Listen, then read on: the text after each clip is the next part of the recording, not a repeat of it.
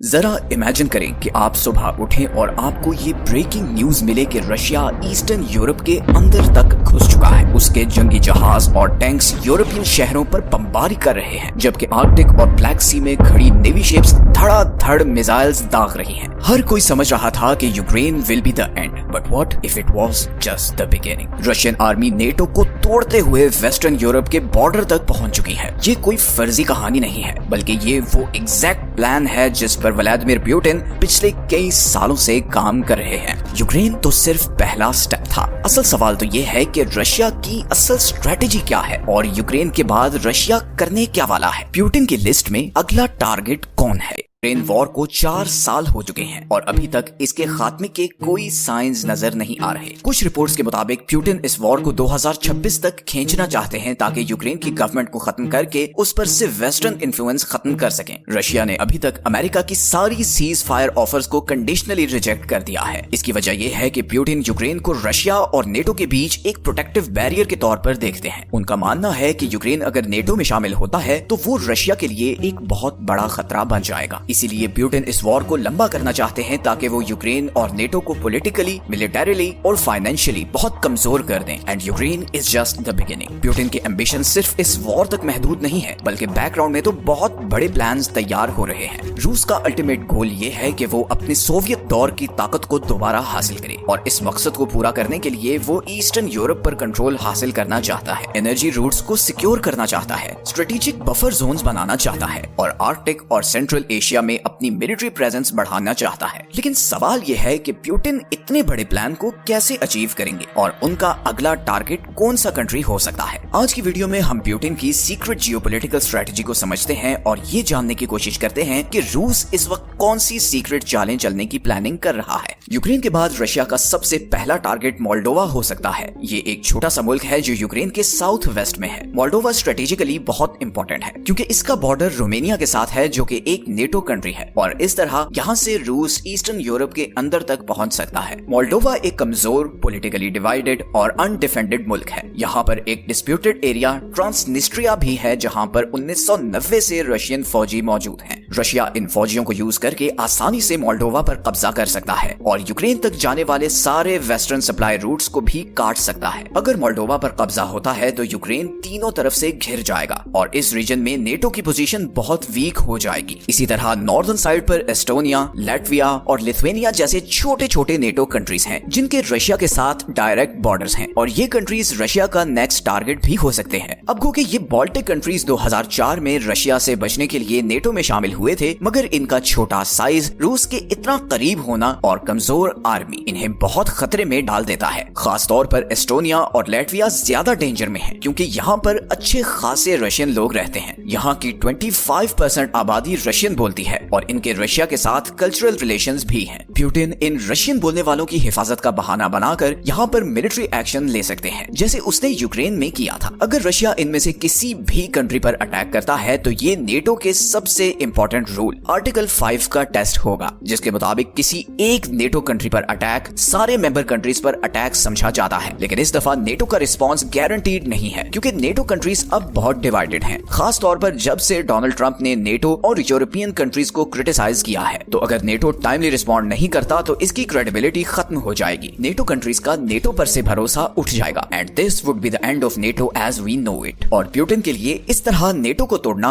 एक बहुत बड़ी जियोपॉलिटिकल विक्ट्री होगी। इसके बाद पुतिन का अगला टारगेट जॉर्जिया होगा, एक छोटा मगर स्ट्रेटेजिक लिहाज से बहुत इंपॉर्टेंट मुल्क जिस पर रशिया ने 2008 में एक छोटा सा अटैक भी किया था। इस अटैक के नतीजे में रशिया ने अब्खाजिया और साउथ ओसेशिया जैसे 2 इलाकों को अपने कब्जे में ले लिया और ये आज भी रशिया के कंट्रोल में है। जॉर्जिया नेटो में शामिल होने की भरपूर कोशिश कर रहा है, लेकिन क्योंकि वो अभी तक नेटो का हिस्सा नहीं है तो इसलिए वो सबसे ज्यादा वनरेबल है। लेकिन जॉर्जिया रूस के लिए इतना इम्पोर्टेंट क्यों है? असल में जॉर्जिया एक ऐसी लोकेशन पर है जो उसे यूरोप, एशिया और मिडिल ईस्ट का गेटवे बनाती है। इसी तरह जॉर्जिया के पास कुछ बड़ी एनर्जी पाइपलाइंस का कंट्रोल भी है, जैसे बाकू टिब्लिसी सेहन ऑयल पाइपलाइन और साउथ कॉकेसस पाइपलाइन। ये पाइपलाइंस कैस्पियन सी से गैस और ऑयल यूरोप तक पहुंच जाती हैं और फिलहाल इन्हीं पाइपलाइंस की वजह से यूरोप को रशियन ऑयल और गैस का ऑल्टरनेट मिला हुआ है, जिसकी वजह से यूरोप की रशियन ऑयल और गैस पर से डिपेंडेंस कम होती जा रही है। अगर रूस जॉर्जिया पर मुकम्मल कब्जा कर लेता है तो वो इन पाइपलाइंस को बंद करके यूरोप को एनर्जी क्राइसिस में डाल सकता है। इस तरह यूरोप एक बार फिर रशियन ऑयल और गैस पर डिपेंडेंट हो जाएगा। इसीलिए रशिया के लिए जॉर्जिया पर कब्जा सिर्फ जमीन हासिल करने से कहीं ज्यादा इंपॉर्टेंट है। पुतिन एनर्जी सप्लाई को हथियार बनाकर यूरोप को इकोनॉमिकली वीक करना चाहता है और जैसे जैसे यूरोप की इकोनॉमी वीक होगी,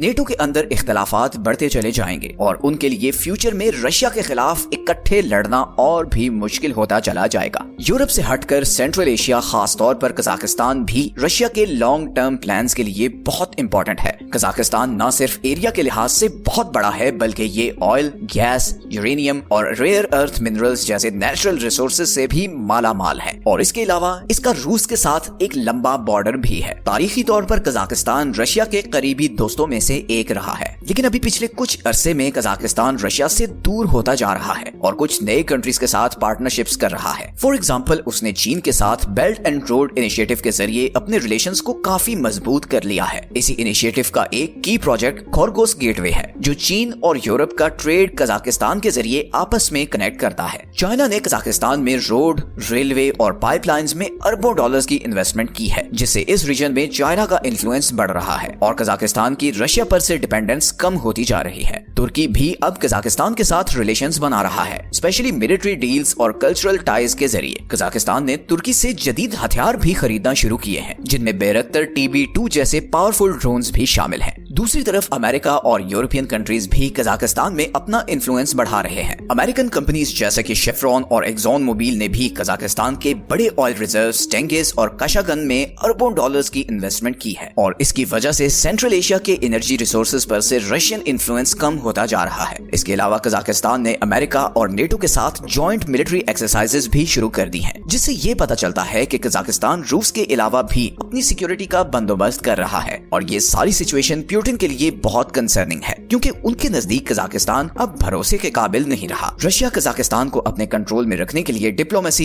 इकोनॉमिक प्रेशर या फिर मिलिट्री इंटरवेंशन का भी इस्तेमाल कर सकता है, क्योंकि कजाकिस्तान के नेचुरल रिसोर्सेज और ट्रेड रूट्स को कंट्रोल करके ही वो वर्ल्ड पॉलिटिक्स को डोमिनेट कर सकता है। इसी तरह टॉप नॉर्थ में भी एक और मैदान जंग उभर रहा है और वो है आर्कटिक। इस वक्त नॉर्थ पोल में क्लाइमेटिक चेंज की वजह से बर्फ तेजी से पिघल रही है, जिससे नए समुद्री रास्ते खुल रहे हैं। ये नए रास्ते न सिर्फ वर्ल्ड ट्रेड का नक्शा बदल सकते हैं, बल्कि समुद्री सफर को भी बहुत छोटा बना सकते हैं। फॉर एग्जाम्पल, आज जापान से वेस्टर्न यूरोप जाने वाली शिप स्विस कनाल के जरिए 13,000 मील का लंबा सफर करती है, मगर आर्कटिक की बर्फ पिघलने के बाद यही शिप नॉर्थ वेस्ट पैसेज और बेरिंग स्ट्रेट के जरिए वेस्टर्न यूरोप तक जा सकेगी और ये नया रूट स्विस कनाल वाले रूट के मुकाबले में 6,000 मील छोटा है, जिससे वक्त और शिपिंग कॉस्ट दोनों बचेंगे। रशिया इन नए समुद्री रास्तों की अहमियत को अच्छी तरह समझता है और इसीलिए पुतिन आर्कटिक में तेजी से अपने मंसूबे आगे बढ़ा रहे हैं। रशिया पहले ही आर्कटिक की आधी कोस्ट लाइन कंट्रोल करता है और वहाँ 50 से ज्यादा फौजी अड्डे बना चुका है। इसके अलावा उसके पास 40 से ज्यादा आइस ब्रेकर शिप्स भी हैं, जबकि अमेरिका के पास सिर्फ 2 आइस ब्रेकर्स हैं। अच्छा, अब रूस की ताकत सिर्फ आइस ब्रेकर्स तक लिमिटेड नहीं है, बल्कि उसने आर्कटिक में advanced radar systems, missile defence installations और इवन न्यूक्लियर सबमरीन्स भी डिप्लॉय की हुई हैं, जो हर वक्त आर्कटिक की बर्फ के नीचे गश्त कर रही होती हैं। इसके साथ साथ रूस आर्कटिक की समुद्री तह में मौजूद नेचुरल रिसोर्सेज को भी एक्सप्लॉइट करने की कोशिश कर रहा है। यहाँ पर बिलियंस ऑफ बैरल के हिसाब से ऑयल और नेचुरल गैस और इवन रेयर अर्थ मिनरल्स के भी बड़े रिजर्व्स हैं, जो मॉडर्न टेक्नोलॉजी के लिए बहुत ज्यादा इंपॉर्टेंट है।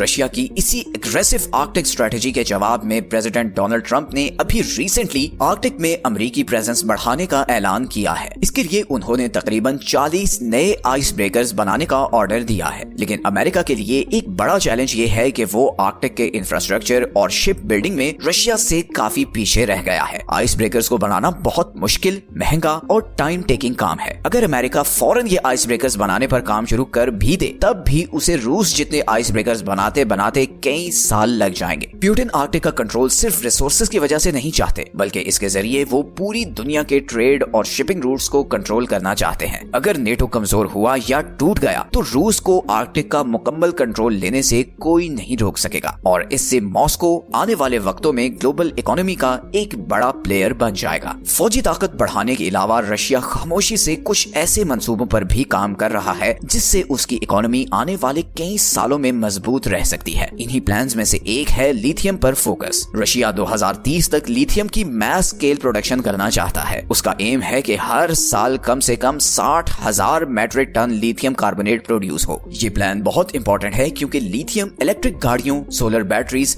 और ग्रीन एनर्जी सॉल्यूशंस के लिए बहुत इंपॉर्टेंट है और आने वाले टाइम में पूरी दुनिया को इसकी बहुत जरूरत पड़ने वाली है। इस वक्त रशिया के पास तकरीबन 10 लाख टन लिथियम के रिजर्व्स मौजूद हैं, जिनमें से ज्यादातर साइबेरिया और दूसरे दूर दराज इलाकों में पाए जाते हैं। पुतिन इन लिथियम रिजर्व्स का फायदा उठाकर रूस की इकोनॉमी को ऑयल और गैस एक्सपोर्ट्स की डिपेंडेंसी से निकालना चाहते हैं, क्योंकि यूक्रेन वॉर में वेस्टर्न कंट्रीज ने इस एक्सपोर्ट पर बहुत सैंक्शंस लगाई हैं। अगर रूस इस लिथियम प्रोजेक्ट में कामयाब हो जाता है तो उसे पूरी दुनिया की इलेक्ट्रिक कार इंडस्ट्री को डोमिनेट करने से कोई नहीं रोक सकेगा और फिर उसे किसी सैंक्शन से भी कोई फर्क नहीं पड़ेगा। यही वजह है कि व्लादिमीर पुतिन इतने बड़े और खतरनाक कदम उठा रहे हैं। उनकी ये स्ट्रेटजी रैंडम नहीं है, बल्कि उनका असल मकसद रूस को दोबारा सोवियत यूनियन के दौर वाली वर्ल्ड सुपर पावर बनाना है। पुतिन ये ओपनली कह चुके हैं कि सोवियत यूनियन का टूटना 20वीं सदी का सबसे बड़ा जियोपॉलिटिकल सानहा था और जब से वो इख्तियार में आए हैं वो इस नुकसान को ठीक करने की मुसलसल कोशिश कर रहे हैं। पुतिन ने बहुत तेजी से रशियन आर्मी को दोबारा मजबूत बनाया है। डिफेंस बजट को यूरोप से भी ज्यादा कर दिया है, यूरोप पर एनर्जी सप्लाई के जरिए दबाव डाला है और रशिया की डिप्लोमेटिक रीच को पूरी दुनिया तक फैला दिया है, खास तौर पर उन कंट्रीज तक जो मौजूदा वेस्टर्न सिस्टम को नापसंद करते हैं, जैसे चाइना और ग्लोबल साउथ के सारे कंट्रीज। लेकिन पुतिन का असल मकसद इससे भी कहीं बड़ा है। वो एक ऐसी दुनिया चाहते हैं जहां ग्लोबल पावर और इकोनॉमी किसी एक मुल्क के कंट्रोल में ना हो, खास तौर पर अमेरिका के, बल्कि ये दोनों चीजें कई कंट्रीज के कंट्रोल में हो। इसी मकसद को हासिल करने के लिए रूस, चीन और ईरान जैसे मुल्कों के साथ रिलेशंस बना रहा है। साथ ही में वो उन कंट्रीज के साथ भी नए अलायंस बना रहा है जो वेस्टर्न कंट्रोल के खिलाफ हैं। आज रशिया का सबसे बड़ा एलाय चाइना है, क्योंकि इन दोनों मुल्कों का एक ही मकसद है कि अमेरिका की डोमिनेंस को खत्म किया जाए। इसी मकसद के लिए रूस चीन को बहुत ही कम रेट्स पर तेल और गैस भी दे रहा है। रशिया और चाइना के बीच ट्रेड अब $200 बिलियन क्रॉस कर चुका है और आज चाइना रशिया का सबसे बड़ा ट्रेडिंग पार्टनर है। इस पार्टनरशिप की सबसे खास बात यह है कि दोनों मुल्क अमेरिकी डॉलर के बजाय अपनी अपनी करेंसीज में ट्रेड कर रहे हैं ताकि यूएस डॉलर को कमजोर किया जा सके। दूसरी तरफ रूस और ईरान के रिलेशंस भी काफी मजबूत हो चुके हैं। खास तौर पर सीरिया और यूक्रेन जैसे कॉन्फ्लिक्ट्स में ये अलायंस खुलकर सामने आया, जिसमें ईरान रूस को ड्रोन्स और मिसाइल सप्लाई कर रहा था जिन्हें वो यूक्रेन में इस्तेमाल कर रहा था और इसके बदले में रूस ईरान को लेटेस्ट 4G टेक्नोलॉजी दे रहा था और उसे वेस्टर्न सैंक्शंस बाईपास करने में भी मदद कर रहा था। इसी तरह इन दोनों कंट्रीज का अलायंस अमेरिका, नेटो और इसराइल तीनों के लिए खतरे का बायस बन रहा है। लेकिन पुतिन की स्ट्रेटजी सिर्फ चीन और ईरान तक महदूद नहीं है, वो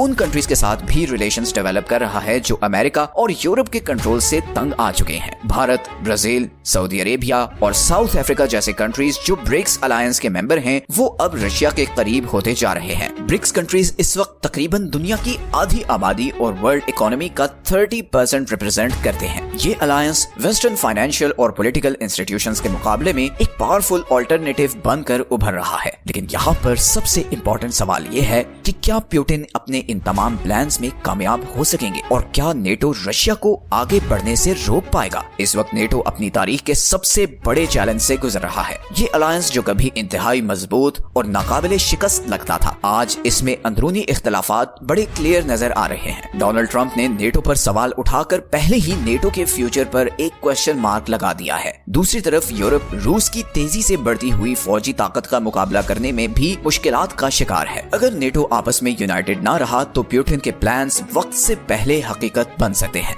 आज दुनिया एक टर्निंग पॉइंट पर है। आने वाले बरसों में जो फैसले किए जाएंगे वो अगली कई सदियों तक वर्ल्ड जियोपॉलिटिक्स को अफेक्ट करेंगे। क्या यूरोप यूनाइटेड रहेगा या फिर वो दबाव में आकर बिखर जाएगा, और क्या रूस वाकई नया वर्ल्ड ऑर्डर लाने में कामयाब हो जाएगा? इन सवालों के जवाब ही दुनिया का मुस्तकबिल तय करेंगे। अगर आपको ये वीडियो पसंद आई है तो इसे लाइक जरूर करें और मजीद ऐसी वीडियोस देखने के लिए चैनल को सब्सक्राइब कर लें। मिलते हैं अगली वीडियो में एक और इंटरेस्टिंग टॉपिक के साथ। अपना ख्याल रखें। अल्लाह हाफिज।